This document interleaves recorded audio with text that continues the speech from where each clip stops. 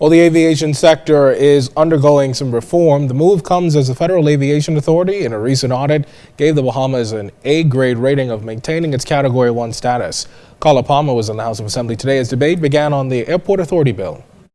The Airport Authority bill being debated in the House of Assembly will allow for the transfer of the Marsh Harbour Airport's assets to the Airport Authority, which will have responsibility for its day-to-day operations, and so maintenance, ground handling, fire rescue, security services and granting of leases to vendors will be some of the key responsibilities of the Airport Authority.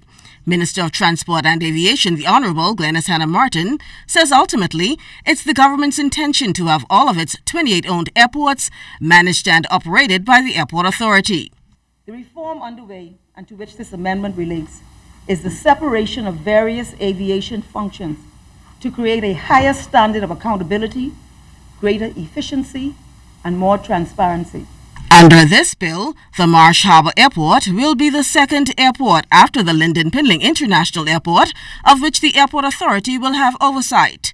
Minister Hannah Martin says it's the beginning of a much larger, more fundamental aviation reform in the country. As standards evolve and new mandates relative to security and safety become more effective, which require the investment of more and more resources, even more strains and demands are placed upon the public treasury. Resources which right now compete with other critical public services, such as schools and hospitals and other infrastructure and public services. Our existing aviation model, therefore, Mr. Speaker, I submit, and I think the facts show, is no longer viable, neither practically nor economically. And we are presented today with a most compelling case for reform.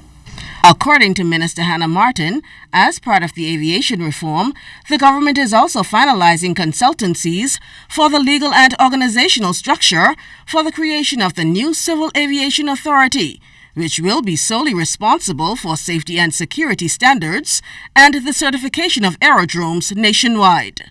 There will also be a review of the fee structures for these various functions, which will cause the authority, the Civil Aviation Authority, to be self-sustaining and not a charge on the public purse.